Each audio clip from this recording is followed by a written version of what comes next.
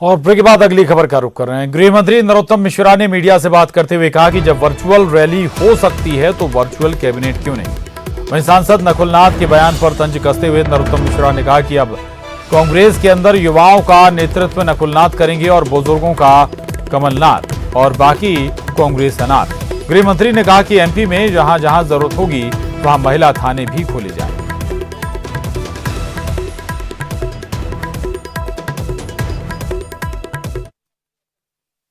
इस कोरोना काल में कई चीजें ऐसी परिस्थिति जन्य हो रही हैं जो कि की जा रही हैं। वर्चुअल रैली हो रही है, वर्चुअल सभा हो रही है, तो वर्चुअल कैबिनेट में अचंभित नहीं होना चाहिए। कांग्रेस के अंदर युवाओं का नेतृत्व करेंगे नकुल नाथ, बुजुर्गों का करेंगे कमलनाथ, बाकी कांग्रेस अनाथ। उनके समय में दिक्कत थी, खजाना खाली है वो कहते थे। हमने तो ऐसा कहा ही नहीं है, तो वो काहे को इतनी चिंता कर रहे हैं। थोड़ी कांग्रेस की भी चिंता करें, विधायकों के साथ उठ बैठ लिया करें। आपके माध्यम से ये भी कहना चाहूँगा कि अब हम इस पर भी विचार कर रहे हैं कि जो हमारे कैदी आते हैं, नए कैदी जेल के अंदर आते हैं, उनका पहले परीक्षण हो और परीक्षण के परिणाम के बाद उनको अंदर बैरक में लिया जाए। पूरे मध्य प्रदेश में हम जिलों के स्थानों पर जहाँ जहाँ महिला थाने नहीं हैं वहाँ महिला थाने के एक प्रस्ताव पर सरकार विचार कर रही है और जल्दी ही इसे हम मूर्त रूप देंगे। और खबर जांजगीर चांपा से है। आपको बता दें जांजगीर चांपा में आज लॉकडाउन का चौथा दिन है और चौथे दिन भी सड़कों पर युवकों की लापरवाही नजर आई है। बेवजह सड़कों पर युवक घूमते पकड़े गए हैं। सड़कों पर पुलिस ने युवकों से उठक बैठक भी करवाई है। वहीं चांपा नगर पालिका क्षेत्र का ये मामला है। तो जांजगीर चांपा में भी लॉकडाउन का चौथा दिन है और लेकिन इस दौरान कई युवा न केवल बेवजह घूमते हुए नजर आए, लापरवाही भी इनकी नजर आई है। हालांकि इस पर पुलिस प्रशासन ने सख्ती भी बरती है और जो बेवजह सड़कों पर युवक घूमते हुए नजर आए हैं और न केवल सख्ती बरती गई, ये देख सकते हैं आप, उठक बैठक भी ऐसे युवकों को कराई गई है ताकि आगे से ऐसी लापरवाही ना बरतें, क्योंकि संक्रमण की वजह से लगातार चीजें सख्त हैं, क्योंकि लॉकडाउन चल रहा है। चौथा दिन है आज लॉकडाउन का। चांपा नगर पालिका क्षेत्र का ये मामला है। और खबर अंबिकापुर से है, जहां युवक ने गोली मारकर खुदकुशी कर ली है। राज परिवार का करीबी है मृतक का जो परिवार बाबू पारा इलाके के अपने घर में बताया जा रहा है कि खुद को इस शख्स ने गोली मार ली। कोतवाली पुलिस मामले की जांच में जुटी हुई है। तो ये बड़ी खबर अंबिकापुर से है, जहां एक युवक ने खुद को गोली मारकर खुदकुशी कर ली। बताया जा रहा है कि युवक का जो परिवार है वो राज परिवार का करीबी बताया जा रहा है। बाबू पारा इलाके के अपने घर में ही खुद को गोली मार ली। अब पूरे मामले में पुलिस छानबीन कर रही है, पुलिस जुटी हुई है छानबीन। अभी तक साफ नहीं हो पाया है कि इस शख्स ने खुदकुशी क्यों की, क्या इसके पीछे की वजह है। लेकिन जिस परिवार से ये युवक ताल्लुक रखता है वो परिवार बताया जा रहा है कि राज परिवार का काफी करीबी परिवार है।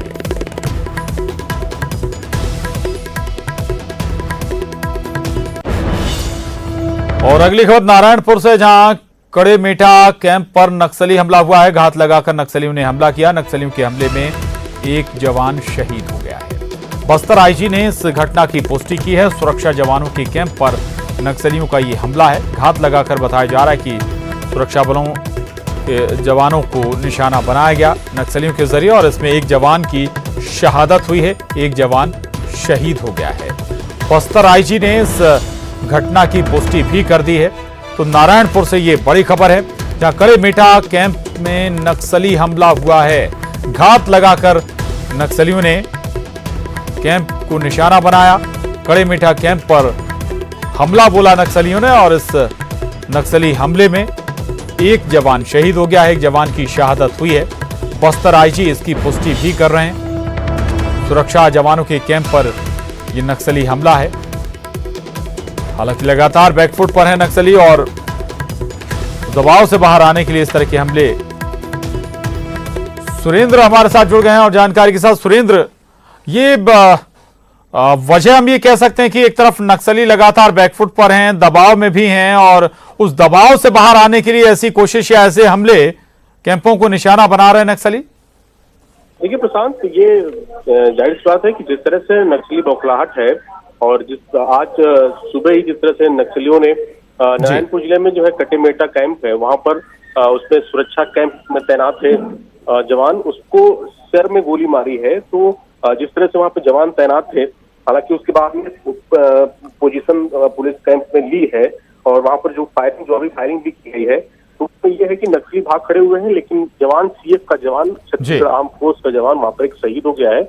और अभी हालात ये है कि किसी प्रकार कोई वहां पे जो हथियार है वो नक्सलियों ने लूट पाए हैं और साथ ही अभी जिस तरह से वहां से भाग खड़े हुए हैं।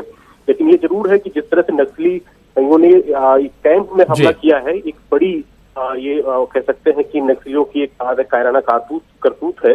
लेकिन इसके बाद पुलिस ने चारों तरफ से घेराबंदी की है। हालांकि नक्सली अभी जंगल की तरफ भागे हुए हैं और इसमें अभी और आगे की कार्रवाई की जा रही है। हालांकि अभी कोई हताहत नहीं हुआ, लेकिन एक सीएफ का जवान वो शहीद हुआ है। जी बिल्कुल, बड़ा दुस्साहस है ये नक्सलियों का। क्या और जानकारी, कितने ये नक्सली थे, किस संख्या में थे जिसके बाद इन्होंने इस वारदात को अंजाम दिया है? संख्या की बात करें तो वो करीब दो दर्जन, करीब 24 से 25 नक्सली थे पूरे कैंप में। आसपास इलाके में पहले ही अलर्ट किया गया था, आईबी ने भी अलर्ट किया करके पहले ही रखा हुआ है कि वहां पर नक्सली किसी बड़ी वारदात को अंजाम देने की फिराक में है।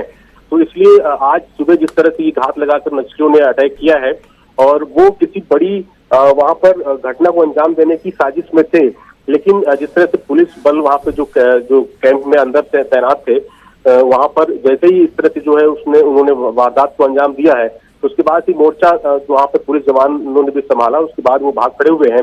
लेकिन ये जरूर है कि वो जंगल की तरफ भागे हुए हैं, तो पुलिस उनको घेराबंदी कर उनको पकड़ने और उनको मारने की कोशिश कर रही है। बिल्कुल सुरेन, ये भी समझाइए दो बातें। एक तो चूंकि आईबी रिपोर्ट्स, खुफिया रिपोर्ट्स पहले से थी कि यहाँ पर नक्सली एक्टिव हैं, तो हम इसे सतर्कता माने कि कोई बड़ी वारदात नक्सली अंजाम नहीं दे पाए, या फिर हम लापरवाही माने कि एक जवान की शहादत यहाँ पर हो गई? देखिए, एक बड़ी ये था नक्सलियों की जिस तरह क्योंकि 28 तारीख से वो शहीदी सप्ताह भी मनाने की वो बनाएंगे, तो इसमें जिस तरह से आज 27 तारीख है, कल से वो शहीदी सप्ताह बस्तर में मनाएंगे। तो इनके शहीदी सप्ताह पहले जिस तरह से पुलिस का भी कहना होता है कि ये लोग इस तरह से वारदात करते हैं, अंजाम देते हैं, अपनी दस्तक देने की कोशिश करते हैं कि हाँ हम लोग यहाँ पर हैं। लेकिन जिस तरह से नक्सलियों की एक ये फिराक में रहे होंगे कि वहाँ पर जिस तरह से कैंप है वहाँ पर काफी बिल्कुल सुरेंद्र, रहिएगा, मैं आपके पास आ रहा हूँ। विवेक हमारे साथ नारायणपुर से जुड़ गए इस वक्त। जी विवेक, क्या और डिटेल है जो कैसे ये हमला किया गया नक्सलियों के जरिए, क्या स्थितियां थी, ग्राउंड रियलिटीज थी, अभी क्या स्थिति है? देखिए, इस तरीके से भी वहाँ की खबरें सामने आ रही, क्योंकि धौड़ाई जहाँ पे करियामेटा जो क्षेत्र है वो पूरा नो नेटवर्क जोन में है। तो जिस तरीके जो बातें सामने आई है कि फायरिंग तो अभी भी चल रही है और बड़ी संख्या में नक्सली मौजूद है। सबसे बड़ी बात आपको बता दूं कि अभी जो कोरोना के कारण जिस तरीके से लॉकडाउन है, नारायणपुर में नगर पालिका क्षेत्र में लॉकडाउन लगा हुआ है, ग्रामीण क्षेत्र में जो हलचल हो रही है, तो लोगों का आवाजाही जो बंद है शहर से इधर, तो वो उसमें कहीं ना कहीं ये बात सामने आई है कि नक्सलियों की मूवमेंट की जानकारी फोर्स को नहीं लग पाई थी और एक दो ग्रामीण धीरे धीरे ग्रामीण की वेशभूषा में नक्सली वहां इकट्ठे हुए थे। और अभी भी मतलब जिस तरीके से उन्होंने कैंप को घेर रखा है और बड़ी संख्या में नक्सली मौजूद हैं और लगातार फायरिंग कर रहे हैं, तो कहीं ना कहीं इनकी लंबी योजना थी, क्योंकि नक्सली भी अभी शहीदी सप्ताह मना रहे हैं। तो इस समय कोई ना कोई घटना को अंजाम देने की फिराक में रहते हैं। तो वो करियामेटा कैंप में ये लगातार दूसरी बार नक्सलियों ने अटैक किया है। जी बिल्कुल, यानी कि बड़ी वारदात को अंजाम, बड़ी घटना को अंजाम देने की कोशिश थी यहां पर नक्सलियों की। हालांकि इस समय रहते जवान सतर्क थे, चूंकि आईबी रिपोर्ट्स भी थी और उस लिहाज से कोई बड़ी घटना अंजाम नहीं दे पाए। दोनों तरफ से फायरिंग अभी भी जारी है। शुक्रिया विवेक आपका, और सुरेंद्र आपका भी बहुत धन्यवाद। बुलेटिन में बस इतना ही। खबरों का सिलसिला लगातार जारी है।